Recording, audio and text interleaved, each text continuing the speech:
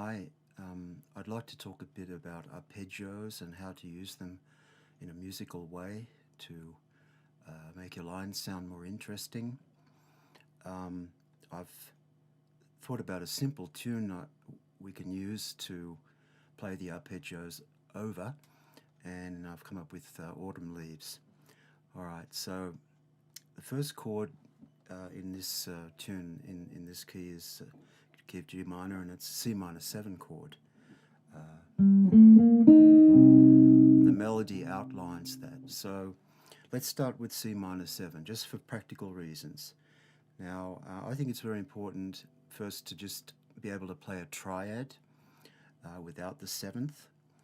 So we'd have C, E flat, and G being the basic C minor triad. And so our goal should be to be able to play those notes in all different places.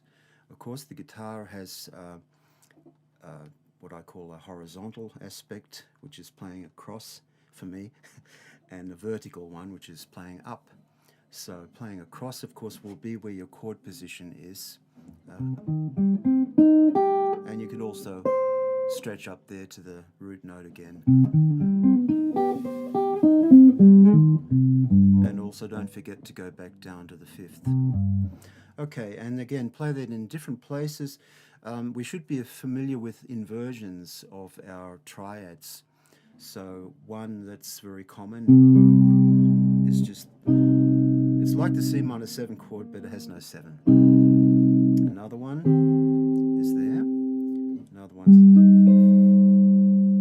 So these things are on string groups. This is the middle 4 strings, whereby we don't play all 4 strings. We've only got 3 notes. And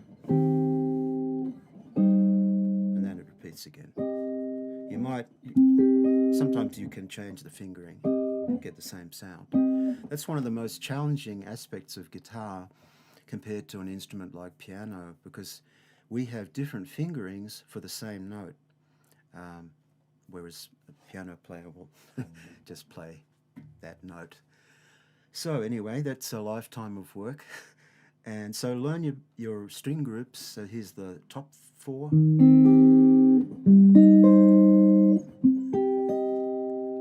It's always the same sound, it's just higher now. There's only 3 inversions. The bottom group.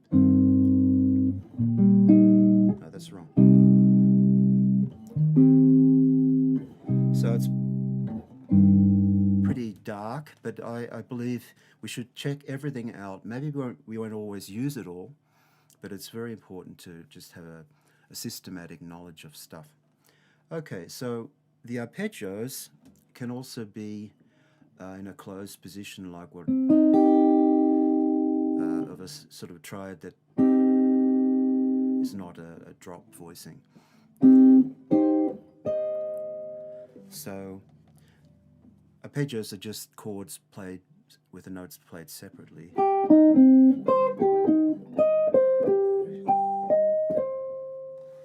And try to perceive a melody as an arpeggio as a melody.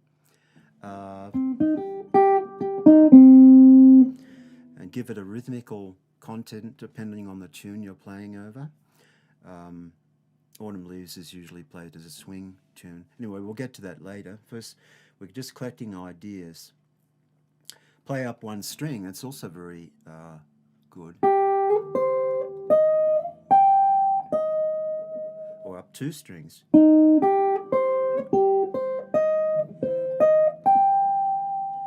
Don't go fast, just relax. Very important, if you can do it, don't look at what you're playing. That might be a challenge at first, but it's about getting to know your instrument visually inside your brain, because you can visualize. If you just close your eyes, you can still visualize what, you're holding a guitar, and with practice, it's possible to do that. And you see a lot of great players who they play with their eyes closed. There's plenty of them, any sort of instrument. So anyway, let's look at the F7 chord. it's about reduction again. Don't always play sevenths, just reduce it to a triad. So now we'll have an F triad.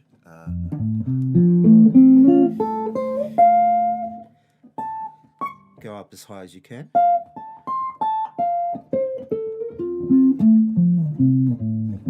You may have to look sometimes if you're jumping over longer distances, but that's okay. All right, so just go through every chord in the progression. It's C minor 7 to F7 to B flat, E flat. So these are all so-called diatonic chords. It's the 2, 5, 1, 4. So that's also extremely important. When you're practicing arpeggios, be aware that you're most often in a tonal center. They're not just random, they are connected. All right, so that's very important. We'll talk about the second half of the progression in a couple of minutes. So another thing that's really cool is to be able to break up chords into different layers, arpeggio layers. So we've already talked about the basic triad, and if you're going to play the seventh, then you're playing an E flat triad over the C minor. So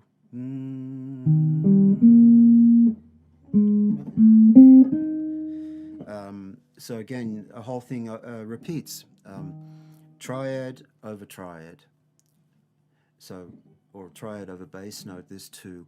The bottom triad, 1, 3, 5, and then 3, 5, 7.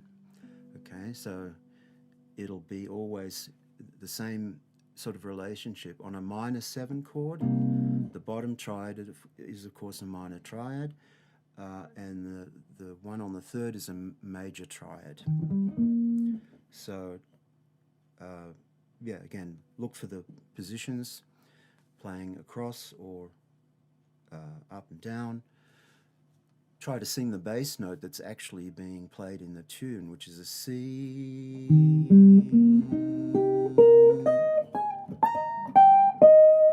And so on. Okay, so you just work your way through systematically. The next one's F7, so it'll be an F triad, and then an A diminished triad.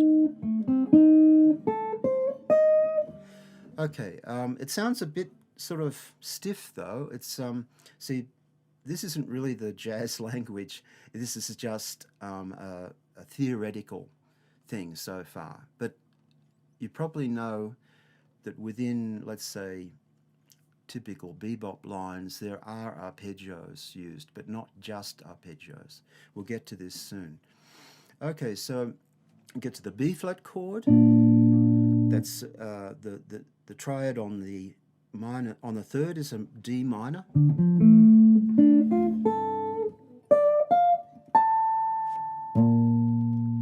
Yeah. Okay, so this is getting more interesting now because we've added the seventh. E flat major is a G minor triad over the root note E flat. Okay, so let's get now to the other part of the tune where it goes to A half diminished, D7, and G minor. So these are again diatonically related tunes. It's a 2-5-1 in minor, and of course there are different minor scales, but here it's quite clear that it's harmonic minor because of this, the flat 6 on the G minor. Okay, so let's look at our arpeggios. A half diminished as a triad is just a diminished chord, or it's if you start from the third, so it's a C minor triad.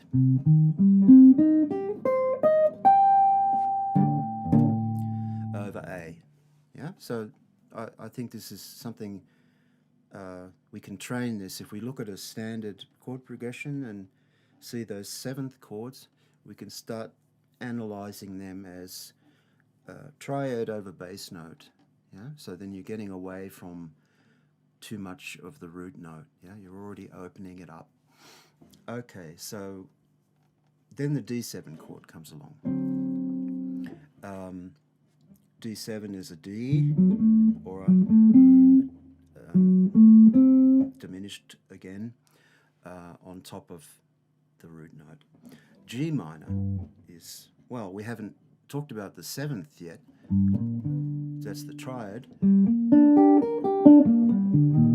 But what's the 7th? Well, in the harmonic minor scale, it's a major 7. So that's an F sharp, which is really nice. It's a beautiful color.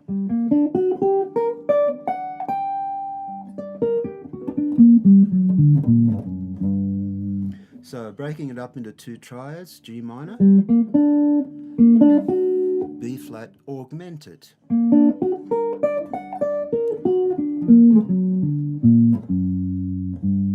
Yeah, augmented triads are not just from the whole tone scale. Some students seem to have this burned into their brains, but no, it's actually, you'll find it in a different number of different scales. Okay, so that's again 7th chords breaking up into triads, and let's talk about adding to that. A real important thing is playing chromatically around those notes. So let's just take our G minor, for example, and try playing from a half tone below each note in the triad.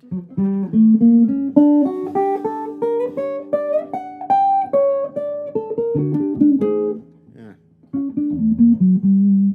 So that's something immediately starts to sound like sort of a jazz improvisation, gypsy jazz or whatever. You know, it's these half steps. Some of them are diatonic,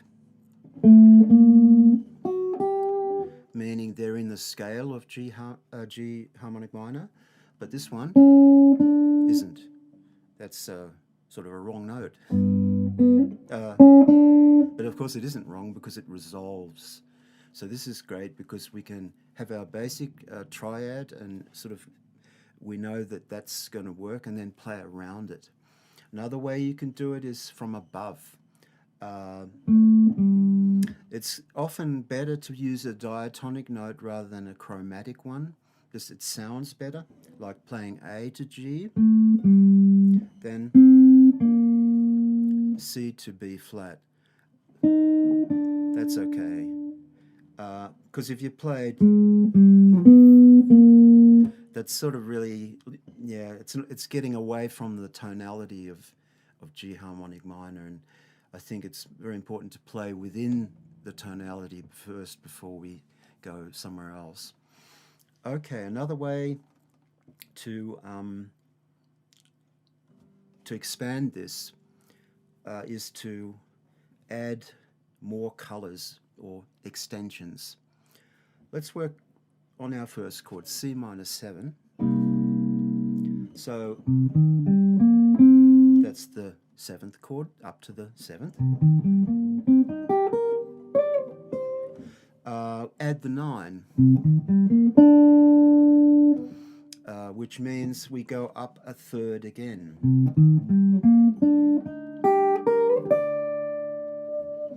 Or we can lose the root note, maybe a good idea. Then we are left with, this is E flat major 7. Now if we just think about the scale that we're in, which is B flat, E flat major 7 is the 4th step. Okay, so C minor 7 being the 2nd step is related to E flat major 7 and vice versa. They're a third apart, which is a common thing. You know, so-called upper structures are often related in thirds. Okay, so what does this mean? Well, we should have also learnt E flat major 7 as an arpeggio if we're playing in the key of B flat, because it's one of the chords. And then we just put it on top of the C. Da, da, da, da, da, da, da. having that 9 now, this is just opening things right up, getting away from that basic thing we started with, which is the triad, which is also very important. But we have to do things in steps. Rome wasn't built in a day. All right, so let's do that with F7, which is the next chord in the progression. So if we just stick to the diatonic B flat major scale, the related chord starts with A. It's A half diminished. Okay, so it's the 7th step of B flat major. Okay, half diminished, very important. And again, learn it up on the string groups and just sort of close your eyes and just imagine those notes that you're playing there. From A half diminished over the F. And what we end up with is F7, 9. A nice color again, the 9. And so on and so on. You get to the B flat major, do the same thing, go up a third, and the chord is D minor 7. And yeah, it's always the same relationship. E flat major 7 becomes G minor 7.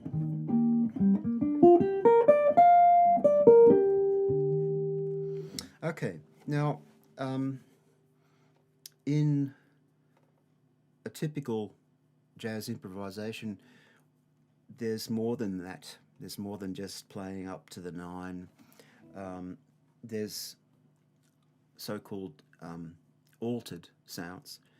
So we've got C minor, and then we go to F7, but it might not always have a 9. A 9 is a very sweet sounding.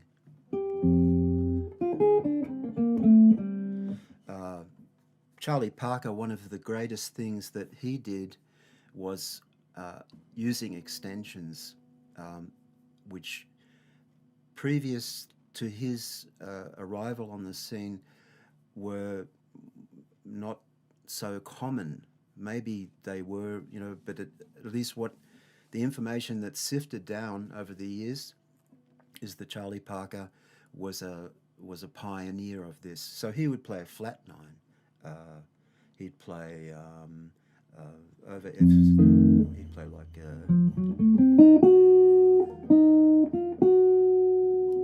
flat 9, G flat. So what that is an G flat diminished shape or chord over the F. And that's, of course, getting away from the original B flat major scale. But that's what we do when we improvise in a jazz context. We add these sort of things. The common extensions that are not diatonic to, let's say, B flat major would be a flat 13 also on the F7 chord. So flat 9, flat 13. That is a collection of colors you find in the harmonic minor scale. But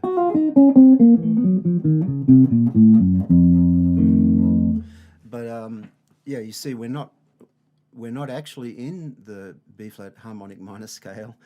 We're just sort of taking a little detour using those colors. I'll demonstrate a line that's using arpeggios on C minor 7 to F7 to B flat major, the 251 of that chord, of that tune. Now,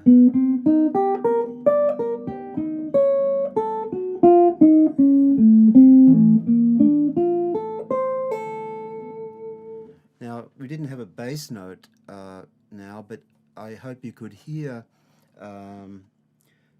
the way it's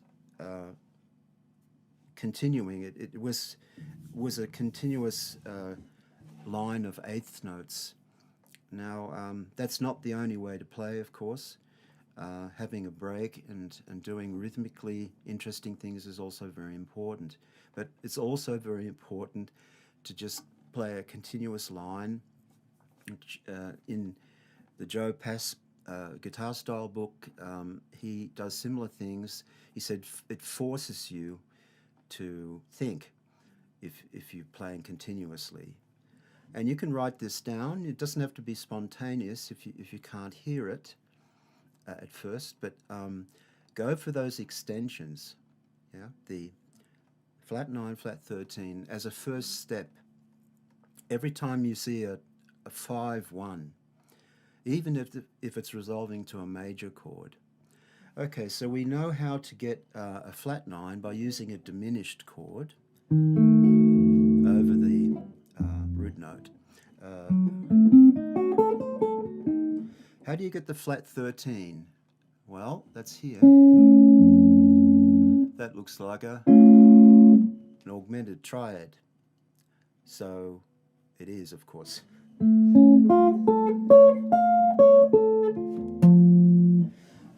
And it's another arpeggio, but we've seen it before. We saw it over G minor in harmonic minor. See, so triads will appear all over the place. They're not constricted to one particular scale, which is the great thing about it. That we have a choice. Okay, so another way of adding extra notes is our basic arpeggio. Let's say it's F7. Exchange the root note for the flat 9. Okay, so then it's the diminished. Or keep it and play both of them. That's nice. Now we've got 5 notes.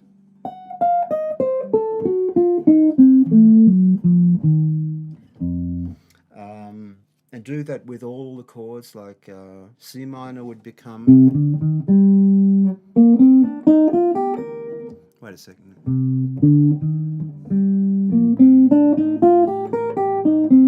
Which sounds a bit like a pentatonic scale.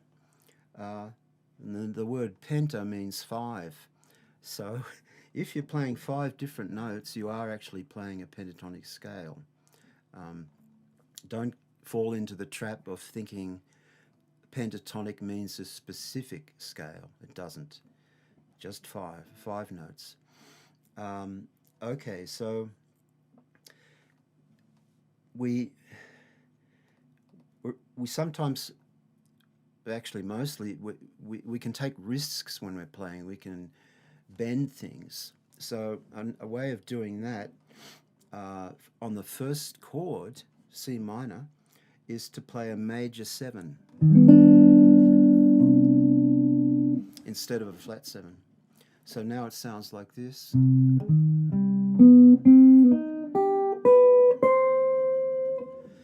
And there's sort of an overlap because it's also a C minor triad and a chromatic note resolving from below. So it's sort of a mix. You could say, well, that's a C minor triad and an approach note.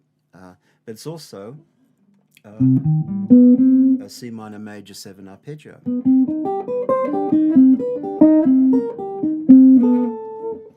That's a typical bebop line in a 2/5 context where you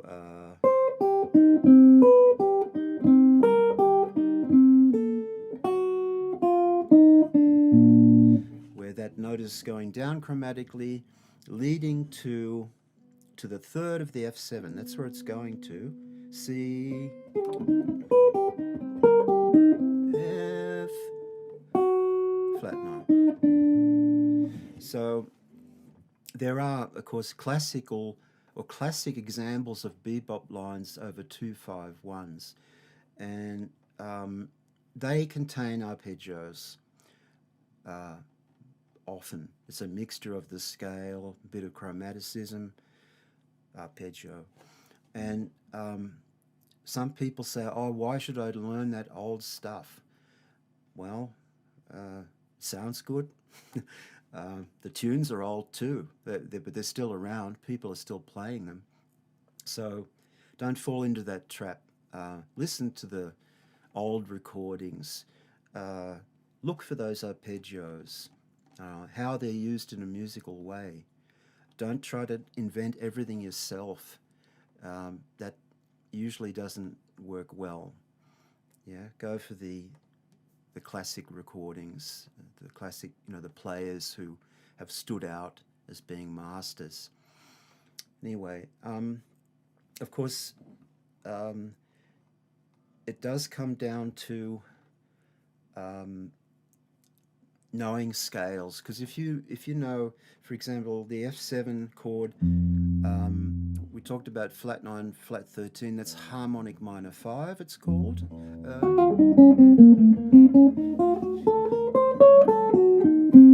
So if you know that's going to work, F harmonic minor 5 over F7, you should take it apart. Play the scale steps.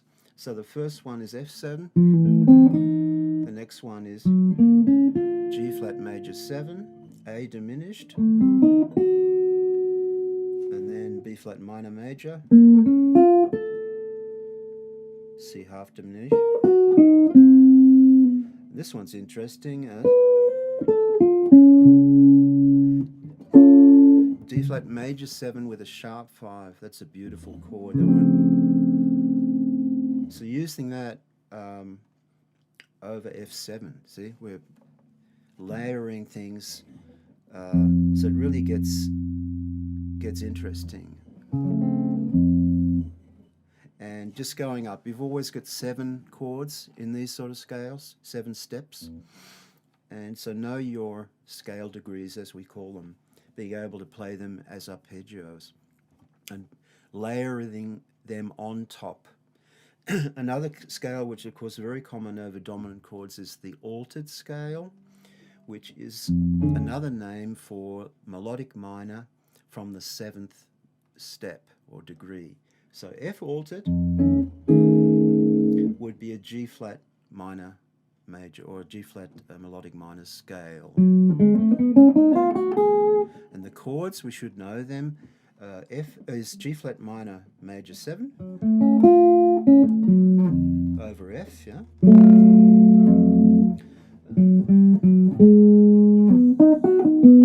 A flat minor 7, which is pretty interesting, over an F7, you know. And then another of these wonderful major 7 sharp 5s chords, A major sharp 5 over F. See, so if I play that arpeggio,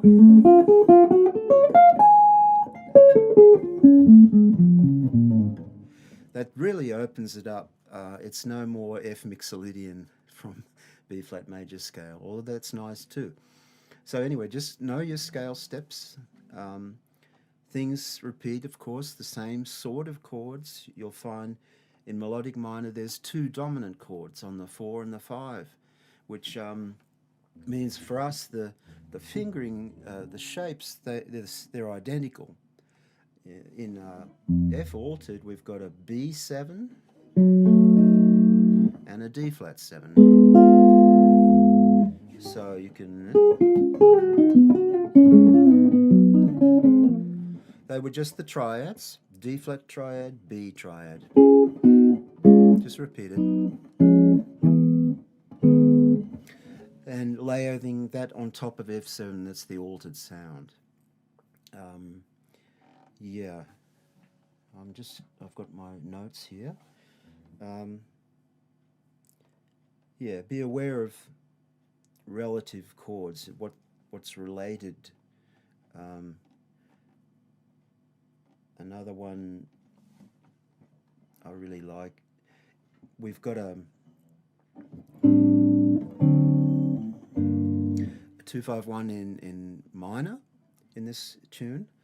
So A half diminished, we know it's the 2 chord from G harmonic minor, but it can come from something else. And listen to this. So this is the regular half diminished chord, and this one. It has no root, no more A. It's C minor major 7, which definitely isn't G harmonic minor. It's another scale. What scale is it? Well, C melodic minor. That's the first chord.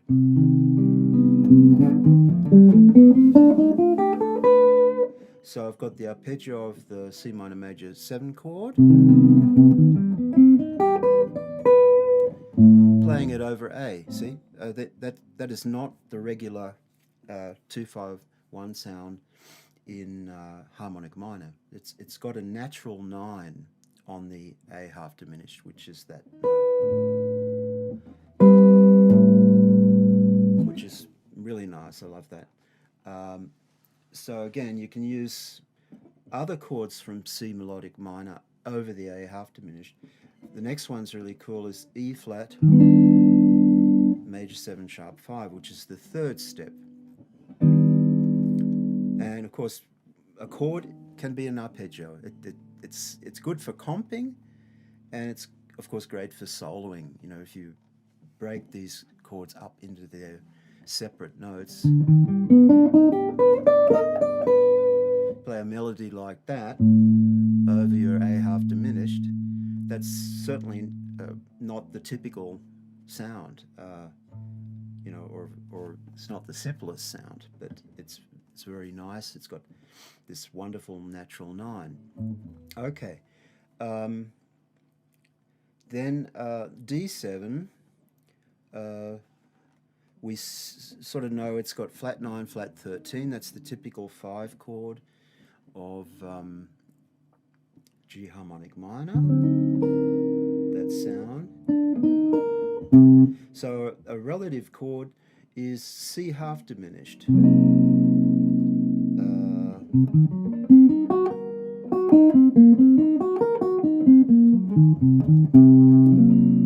But that's also not so obvious. I mean, it's not in, what I wanted to say is it's not in G harmonic minor. C half diminished isn't one of the scale degrees. It's normally it would be C minor 7, but C half diminished. So that's a very cool thing, to use that arpeggio over D7.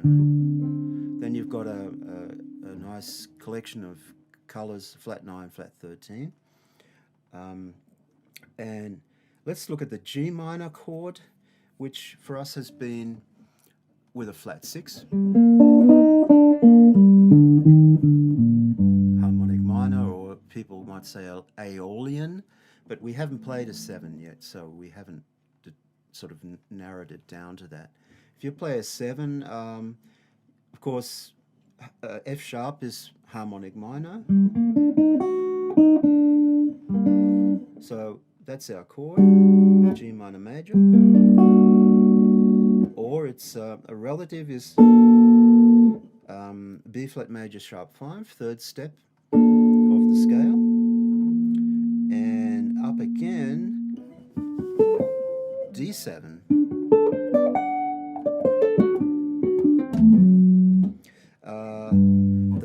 The further we go up in thirds, the more extensions we get.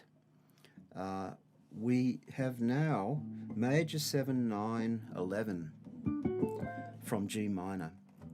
And you can go up again even. The diminished chord, yeah. So, but it's just a different way of thinking. Thinking I'm going to play a F sharp diminished chord over G minor, and that'll give me all those extensions, as I said, 9, 11, flat 6. Another one I really love is this one. Now that's an F sharp triad over G, and it's got two notes that we've already seen, the minor third and the major 7. But it's not this augmented thing. It's a...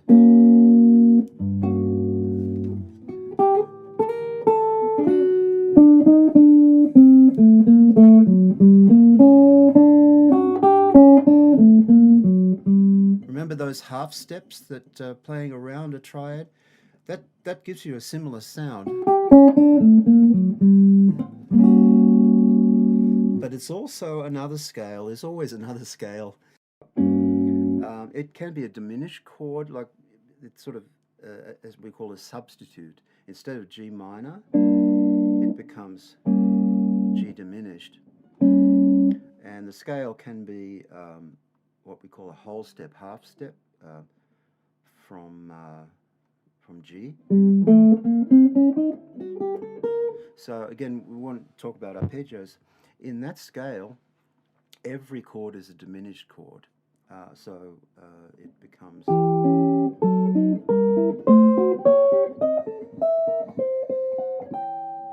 over this. Again, nice sound. They're just alternatives, not the normal harmonic minor.